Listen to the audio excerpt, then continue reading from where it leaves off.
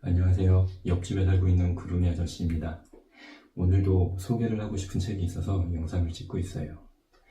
여러분들은 서점을 좋아하시나요? 서점을 자주 갈 수는 있는데 서점 그 자체를 좋아하시는 분들도 계신지 좀 궁금한데요. 저는 서점을 좋아하는 편이에요.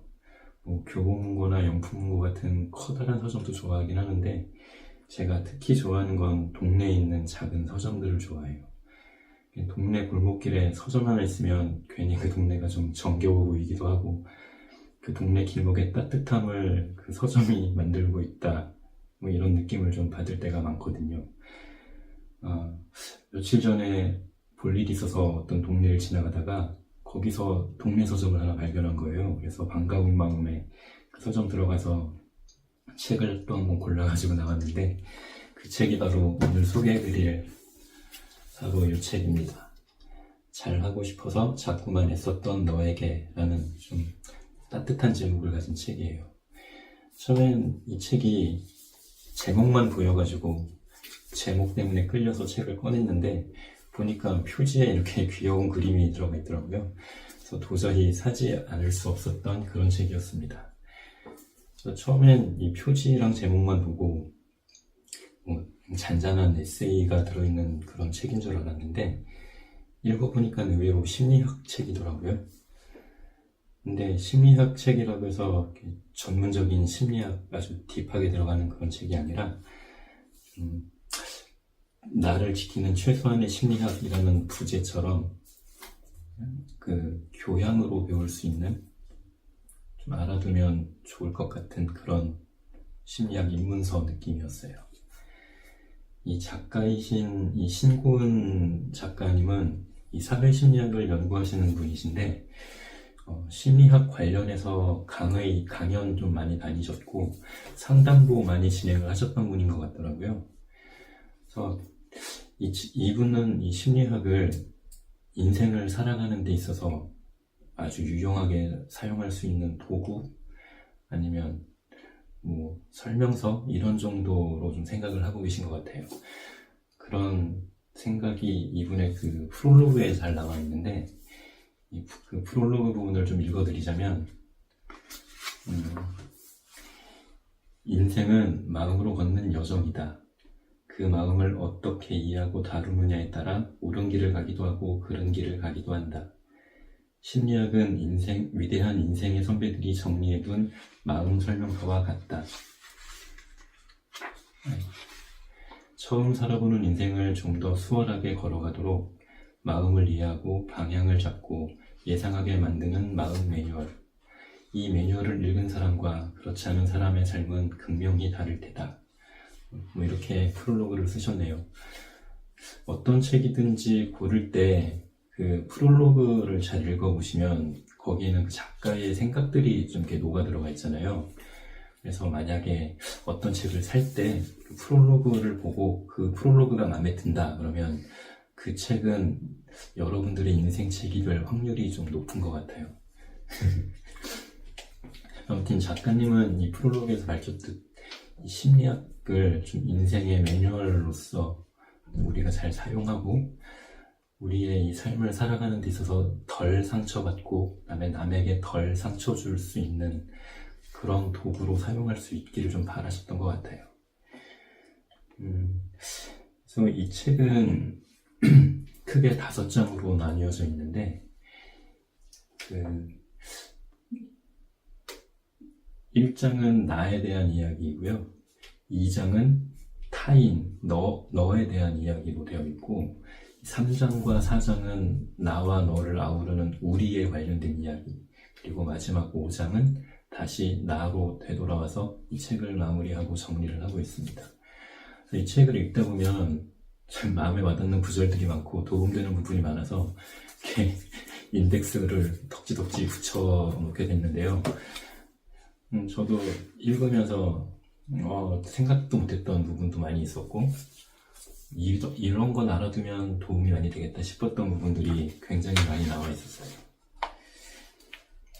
1장에서 기억에 남는 내용 중에는 그 히긴스라는 학자가 토리 히긴스라는 학자가 있는데 그분이 주장하신 그 자기 불일치 이론이라는 부분이 좀 기억에 많이 남았어요.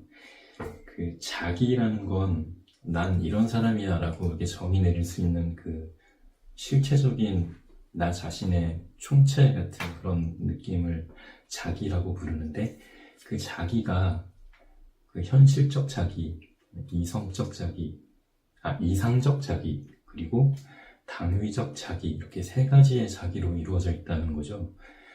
그 현실적 자기는 지금 내가 이루고 있는 현실적인 나의 모습, 일, 나의 현실적인 자기라고 부르고, 이상적 자기는 내가 좀 변했으면 좋겠는 나의 희망사항을 담고 있는 자기, 당위적 자기도 마찬가지죠.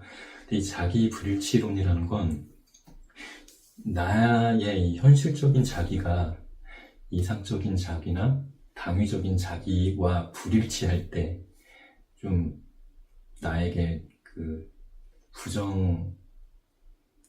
부정적인 감정을 좀 일으킬 수 있다, 뭐 그런 이론이에요. 이게 뭐 사실 현실에 만족하고 사는 사람은 좀 별로 없잖아요. 좀 더 나아지고 싶고 더 발전하고 싶은 게 사람의 마음인데, 그게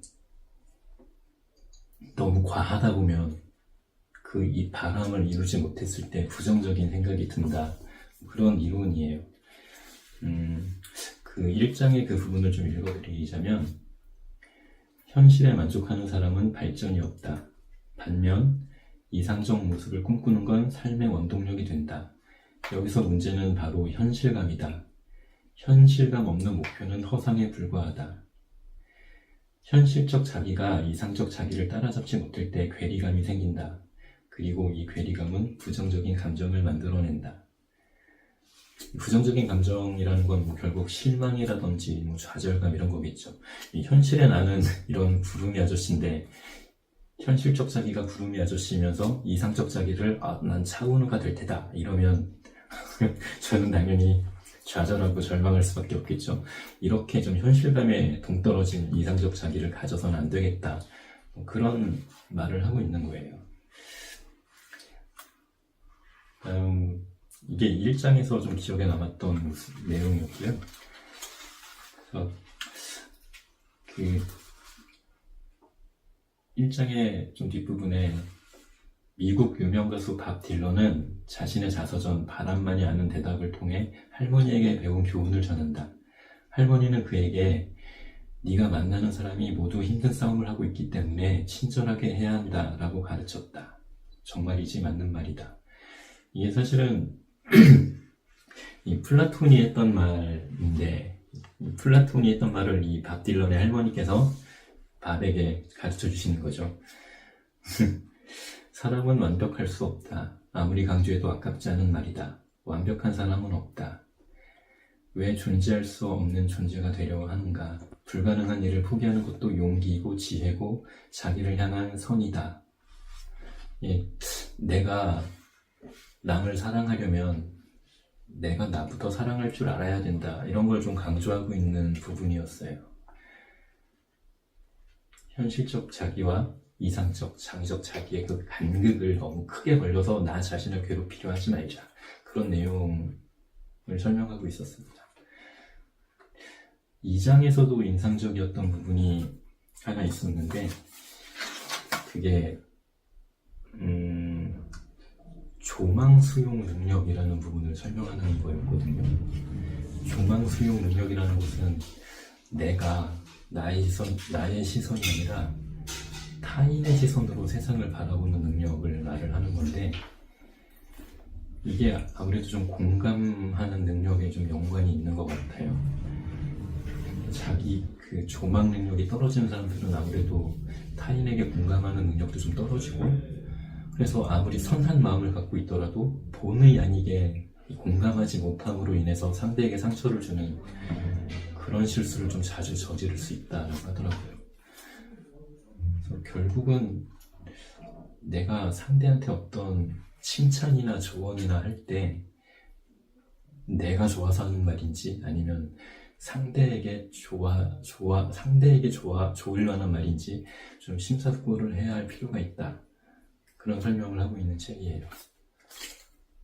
3장과 4장은 우리에 관련된 얘기라고 그랬었잖아요. 거기서 좀 인상적이었던 게 상대방을 칭찬하는 방법, 아니면 뭐 조언을 주는 방법, 이런 거에 대한 얘기도 좀 재밌었고, 특히 좀 가스라이팅 관련된 부분들. 내가 나 혼자 애써서 관계를 유지하는 거라면 그런 관계는 나에게 득이 될 게 없다. 이런 설명도 좀 좋았고, 5장의 부제목이 정말 마음에 들었거든요. 5장의 제목이 애쓰지 않고도 좋은 사람이 되도록 이라는 내용이에요. 이건 다시 나 자신에 관련된 얘기인데, 1장, 2장 다 통틀어서 해당하는 얘기이겠지만, 내가 나를 잘 관리하기 위해서 목표 설정을 어떻게 해야 하는지, 그 목표를 이루기 위해서 어떻게 걸음을 걸어 나가야 할 것인지, 그런 것들을 좀 친절하게 설명을 하고 있습니다. 좀 마음에 들었던 건 너무 거창한 목표 이런 거 필요 없고, 내가 하나씩 이뤄나갈 수 있는 목표를 설정을 해서 그 작은 거라도 실천하고 성공하면 그게 나에게 기쁨이 된다. 그걸 삶의 원동력으로 삼아야 한다. 이런 조언들이 저는 정말 마음에 들었어요. 여러분들도 한 번씩 읽어보시면 참 재미있을 것 같아서 소개를 해드리려고 가지고 나왔습니다. 저는 올해 읽었던, 아직 3월달이지만 아직까지는 3월 올해의 인생책으로 이거를 꼽을 수 있을 것 같아요. 그럼 다음에도 더 재밌는 책과 더 즐거운 얘기로 만나 뵙도록 하겠습니다. 그럼 다음에 또 만나요. 안녕.